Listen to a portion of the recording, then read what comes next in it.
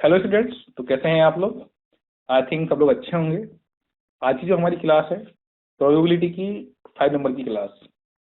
इससे पहले आपकी 4 क्लास हो चुकी हैं जिसके अंदर हमने प्रोबेबिलिटी के जो बेसिक कॉन्सेप्ट हैं उसे हमने कंप्लीट कर दिया है, राइट। आज की क्लास में हम लोग क्वेश्चन नंबर 15 देखेंगे। इससे पहले 13.2 की जो एक्सरसाइज थी उसके 14 क्वेश्चन कंप्लीट हम लोग कर चुके हैं। अब हम 15 देखेंगे एंड 13.3 भी देखेंगे।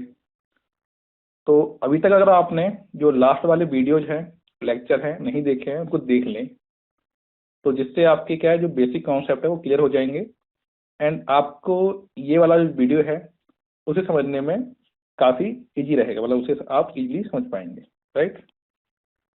तो चलिए स्टार्ट करते हैं। तो यहाँ पर आप सबको पता है कि हम कुछ मोटिवेशनल लाइन देखते हैं यहाँ पर। तो यहाँ पे लिखा हुआ है, स्वामी विवेकानंद की लाइन है, arrive awake and stop not until the goal is reach. उठो जागो, ठीक है, उठो जागो और तब तक मत रुको जब तक कि अपने गोल को अचीव यानी कि अपने गोल तक पहुंच ना जाओ। अब इसमें क्या कहने का मतलब है कि देखो क्या होता है, आपको ये डेली मॉर्निंग में जैसे उठो ना तो ये चीज अपने आप को रिपीट करनी है मन के अंदर। इससे क्या आपको एनर्जी मिलेगी। अब जब देखो मान लो बहुत से बच्चे होते हैं कि यार सुबह उठेंगे हम लोग, ऐसा कहते हैं ना। अब सुबह उठने के लिए वो डेली अलार्म जो लगाते हैं, जैसे मान लो 4 o'clock 5 o'clock का अलार्म लगाया। अब कहते हैं यार हाँ 5 o'clock का अलार्म जो बज गया, वो उठता है तो यार 15 मिनट सो लेता हूँ, 5:15 पर मैं स्टार्ट करूँगा पढ़ाई। अब वो सोता है वो 10-15 मिनट के लिए, तो उसके बाद सीधी उसकी आँख खुलती है 8 बजे 9 बजे, जब भी उसका वो डेली रूटीन होता है, और फिर वो अपना जो डेली रूटीन है वो फॉलो नहीं कर पाता। तो बेसिकली ये कहने का मतलब ये कि जो आपको गोल बना रखा है उसको आप देखो, समझो और उसको मतलब पहुंचने के लिए डेली आपको वर्क करना पड़ेगा। एक दिन से काम नहीं चलेगा, डेली वर्क करोगे अपने मकसद तक पहुंच जाओगे। कुछ भी हो सकता है आपका लाइफ में, आपको अगर मान लीजिए IT सेलेक्ट करना है या फिर आपको कोई भी काम करना है या UPSC सेलेक्ट करना है, कुछ भी जो भी हो सकता है आपका, ठीक है। तो आप इसे समझिए। तो अब हम यहाँ पे क्वेश्चन देखेंगे। क्वेश्चन देखिए, ये आपकी 15 नंबर क्वेश्चन है। यहाँ पे लिखा हुआ है वो देखिए, one card is drawn at the random from as a well shuffled deck of 52 cards in which following case are the event E and F are independent, right? E is the card drawn in the spade, F is the card drawn in the S, and E is the card drawn from the is black, and F is the card drawn is king. Okay, ये सारी आप condition दे रखी है। The card drawn is king of queen, कोई भी हो सकता है एक भी। The card drawn of queen and jack. Okay, so ये है। तो हम यहाँ पे इसको समझ लेते हैं, आपने पढ़ लिया होगा। अपनी बुक ओपन कर ले, बुक में देखे चलें, हम यहाँ पे इसको सॉल्व कर लेते हैं। तो समझिए, सबसे पहले कंडीशन समझिए। तो यहाँ पर एक डेक है, कितने कार्ड्स हैं? 52 कार्ड्स है, right. And 13 cards are spades के हैं एंड 4 कार्ड्स, ठीक है, ये आपको लिखा हुआ है, ठीक है। अब यहाँ समझिए PE। देखो यहाँ पर जो प्रोबेबिलिटी ऑफ E है वो समझो। P यानी कि जो ये वाली बात हो रही है हमारे पास, ये वाली, ओके। यहाँ पर P यानी कि E the card of drawn is a spade, okay, ये हम यहाँ पे बात कर रहे हैं। तो यहाँ समझो कि 13 कार्ड ऑफ स्पेड, कितने? 13 कार्ड ऑफ स्पेड। तो प्रोबेबिलिटी ऑफ E यानी कि जो E वाली कंडीशन है उसकी क्या हो जाएगी? 13/52, ओके, 1/4। एंड कितने कार्ड होते हैं? 4 कार्ड्स होते हैं एस के अंदर। तो यहाँ पर हम इसको लिख सकते हैं PF, है ना, वो वाली F की है। तो इसको हम P the card drawn is an S, right? So 4/52 and it will be 1/13, right? ये होगा। अब हम यहाँ पर एक कंडीशन लिखते हैं, तो लिख लो, in the deck of card only one card is an ace of spade, right? So अब हम इसको P E को लिखेंगे यहाँ पर, ओके। तो हम यहाँ पर क्या करेंगे वो देखिए, the card drawn is spade and an ace, ये हो गया। तो ये हो गया हमारे पास 1/52। सो अब हमें फाइंड करना है PE एंड यहाँ पर, एक minute, okay, PE and PF equal to 1/4, 1/13 equal 1/52 equal to PEF, right? ये है। तो हम यहाँ पे देख पा रहे हैं कि probability of E cross probability of F equal to PEF। तो यहाँ पे दोनों इक्वल हैं, देयरफॉर लिख लो इसको, therefore the event E and F are independent, right? Independent, right? So आपको E and F यहाँ पे इंडिपेंडेंट ही पता करना था, तो हमने कर लिया। ये तो हो गया फर्स्ट केस, एंड सेकेंड और थर्ड केस आप खुद निकालेंगे, ओके। चलिए अब हम नेक्स्ट क्वेश्चन देखते हैं, 16 नंबर क्वेश्चन।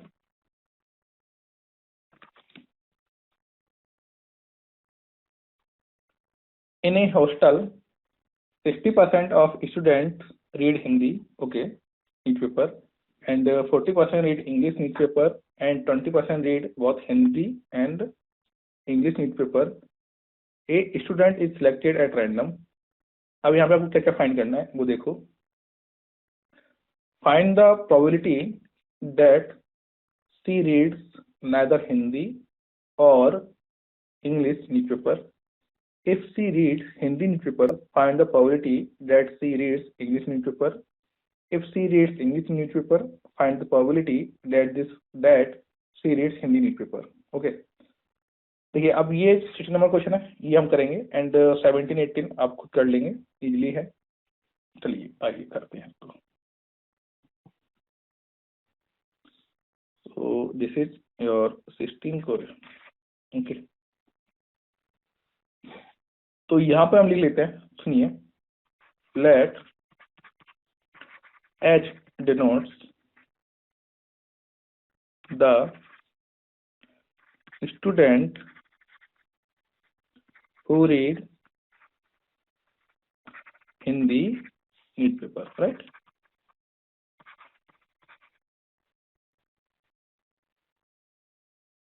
And यहाँ पे हम लिख सकते हैं E denotes the student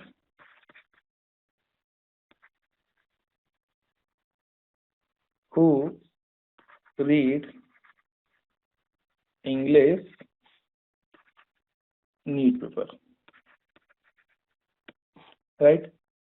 So अब हम PH, तो यहाँ पे 60% ये लिखा था, प्रोबेबिलिटी 60/100, इसे करेंगे तो 6/10 एंड 3/5, राइट? एंड PE की अगर हम बात कर लें तो 40%, जिसे लिखा हुआ था क्वेश्चन के अंदर, बुक देखते चले आप लोग, यहाँ पे देखो, in the hostel 60% student read Hindi newspaper, okay, and 40 read English. तो हमने हिंदी को H से और इंग्लिश को E से डिनोट कर लिया, ठीक है। तो 40%, 40/100 ये हो गया 4/10, ओके। तो 1/5, तो देखिए ये हो गया 40, ओके, सॉरी 2/5। अब यहाँ पर क्या है कि दोनों हिंदी और इंग्लिश, तो एच दोनों जो पढ़ते हैं, ई 20%, 20/100, 1/5, ये हो गया। अब हमें फाइंड क्या करना है वो समझो। हमें फाइंड करना है, find the probability that she reads neither Hindi neither no, okay, ठीक है, ओके। तो फर्स्ट कंडीशन देखो, probability that a student reads Hindi और इंग्लिश न्यूज़पेपर, समझते जाओ, newspaper H union E, so 1 minus P H union E, तो H PH PE and PH intersection E, ये हो गया H 3/5, 2/5, 1/5, ये हुआ, एंड यहाँ पे 4/5 ये निकला आपका, तो ये हो गया 1/5, राइट। ठीक, तो ये हो गया। अब नेक्स्ट देखो, सेकंड प्रोबेबिलिटी, बुक देखते जाओ फटाफट। Probability that a randomly chosen students read English newspaper if she reads Hindi newspaper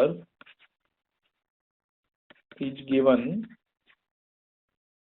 P H, okay, so P stock H, so P E H upon PH, so 1/5 and 3/5, ये हुआ, and this is 1/3। And जो last number question है वो देख, last जो हमारी condition है वो समझिए।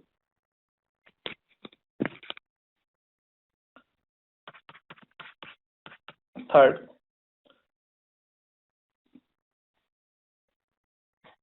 Probability that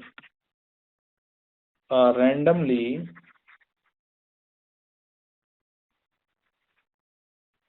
chosen student reads Hindi newspaper if she reads English newspaper is given by PH, right.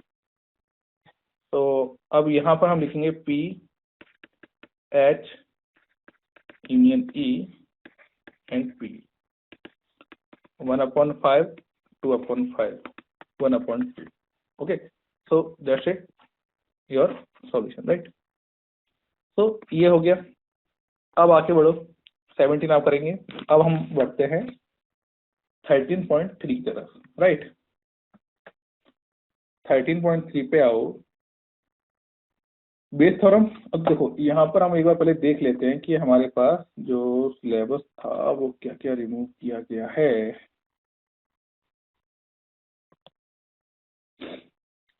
Mean and variance, ठीक है, बर्नौली स्टाइल, ठीक है, ये हटा दिया गया, तो हम इसको तो नहीं पढ़ेंगे।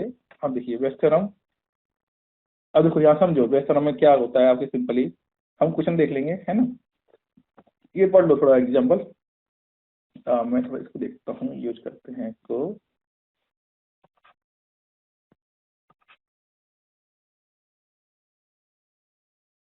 वन मिनट, इसमें कुछ लिखने, अच्छा ये साइन के लिए होता है, तो ठीक है। तो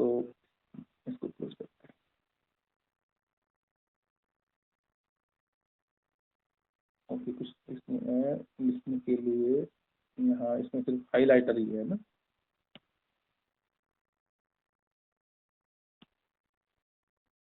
okay,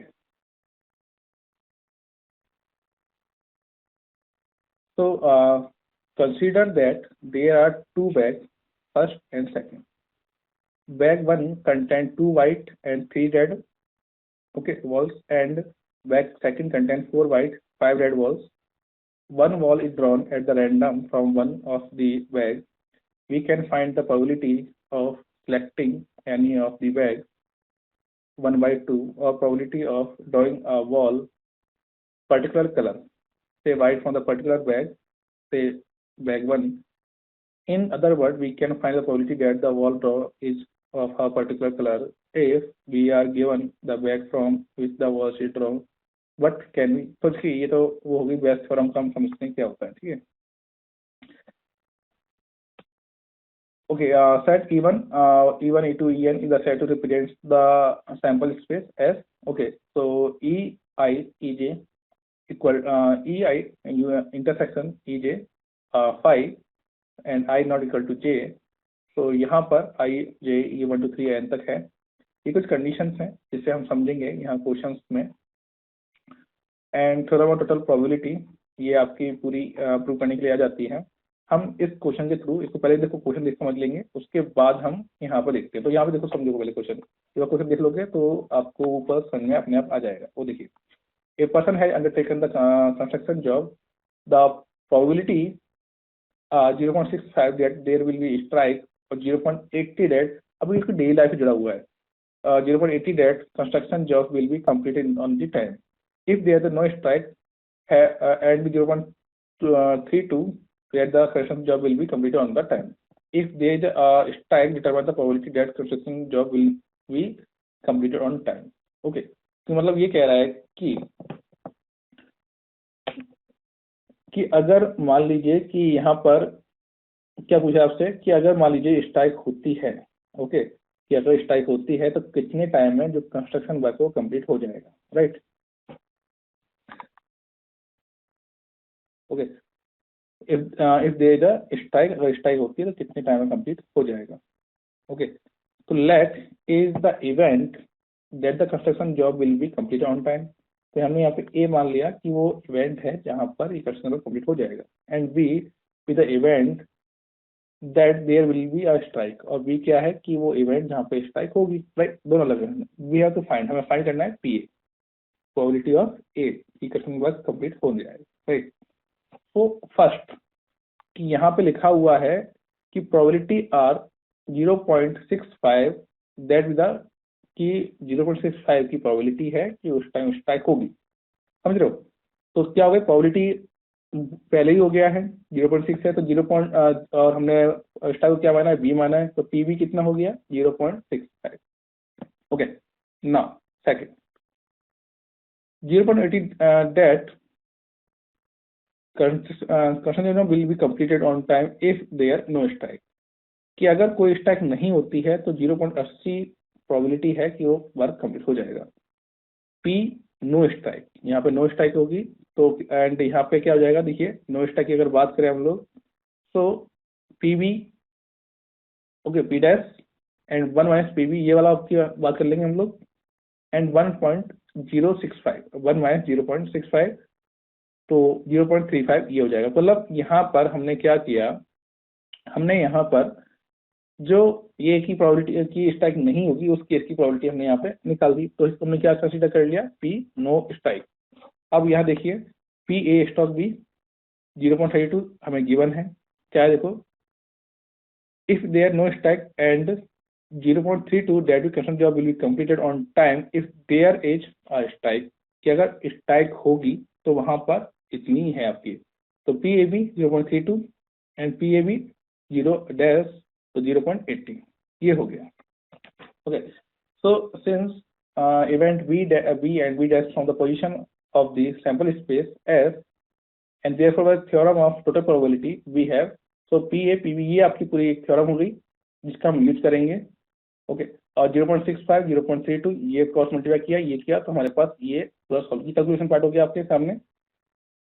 Thus, the probability that the construction job will be completed in the time 0.488, we shall state the proven that Bayes theorem. हमने इसको क्या किया कि ये Bayes theorem हमने प्रूव किया।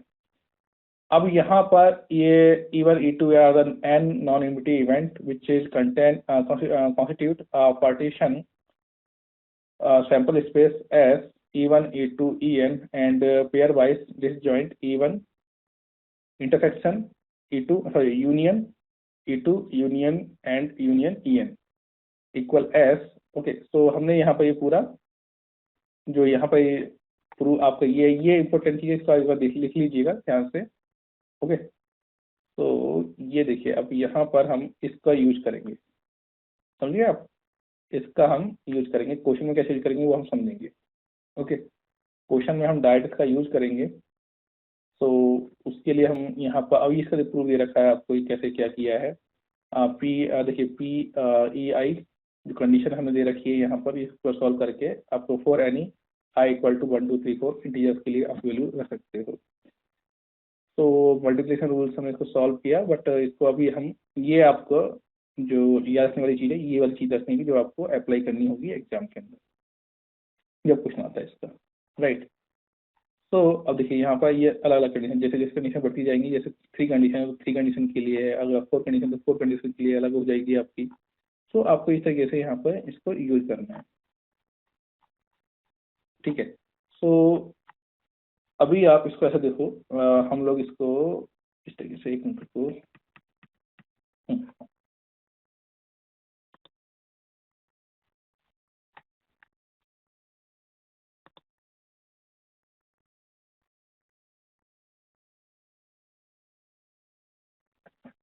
यहाँ देखिए,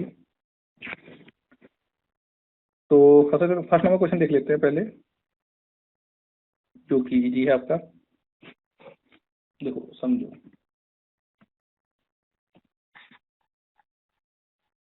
टोटल मिला कितने क्वेश्चन है वो देखो आप एक बार समझो। यहाँ पर इसको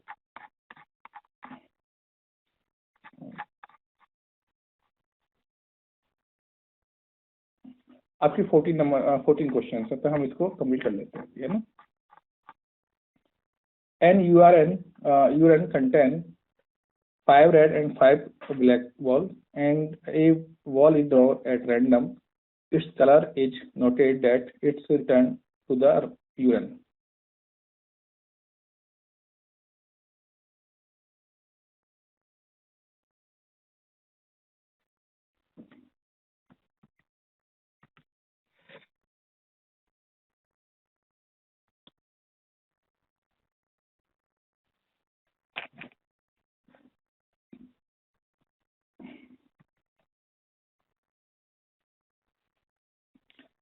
अब हम देखते हैं जो आपका 13.3 का जो क्वेश्चन है वो देख लेते हैं हम लोग।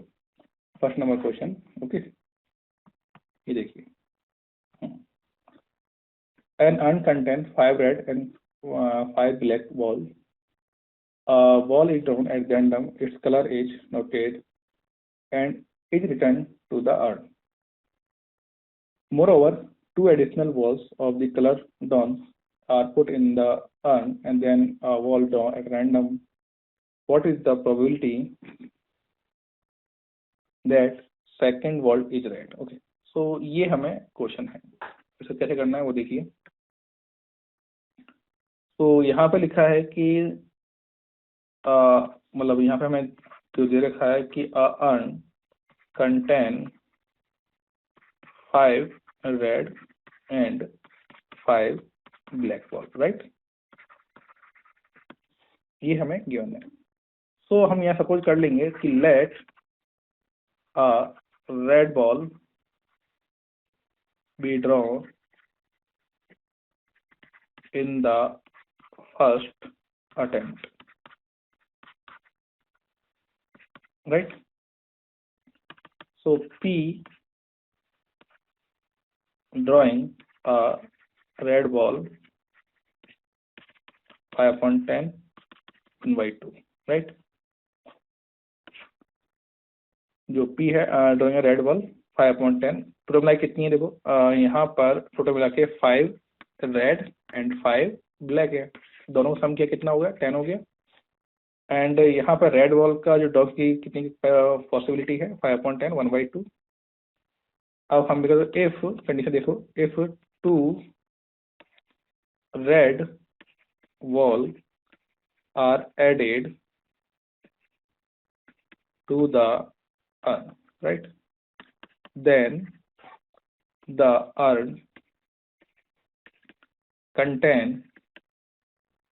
7 red and 5 black balls.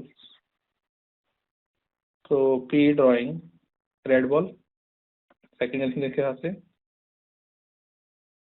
drawing a red ball। हमें यहाँ कंडीशन दे रखी है ऊपर, है ना, कि ए बॉल ड्रॉ एट रैंडम। देखो समझो यहाँ पर ये कैसे आया है। A ball is drawn at random if its color noted determined there. Moreover, two additional ball of the color drawn are put in the urn and then the ball drawn at random.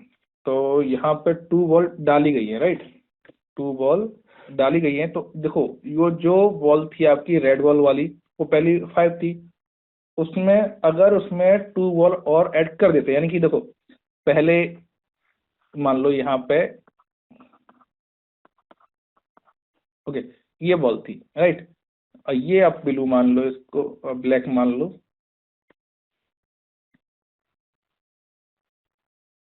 Okay ये black है। अब इसमें ये कह रहा है वो कि इफ यानी moreover 2 additional ball of colour drawn are put in the urn, 2 additional ball. So यहाँ पर ये ड्रॉ की गई ये वाली बॉल, तो इसको अगर पुट किया गया, राइट, समझ रहे हो ना, इसको क्या, तो ये कितनी होगी 7 होगी ना। सो यहाँ पर इसको हम लिख देंगे 7 अपॉन, अब यहाँ पर 12, देखो 2 10 तो थी हमारे पास, 2 ऐड हो गई तो कितना हो गया 7/12। सो ये कंडीशन आपको क्लियर होनी चाहिए, राइट। अब हम आगे देखते हैं, वो देखिए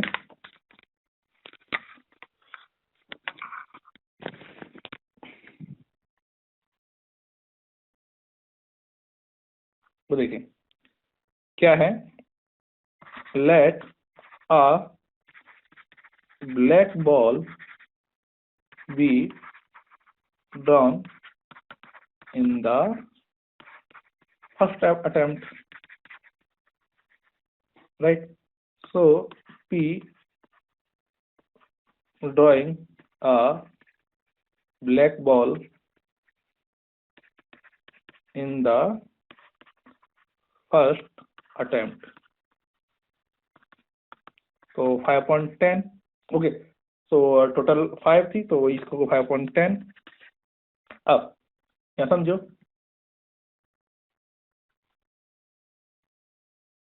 एंड फॉर दोनों के लिए आएगा, किसके लिए, दोनों के लिए आएगा, okay. Current content 5 red and 5 black, a ball draw at random, हाँ a ball is draw at random, its colour is noted, is return to the earn.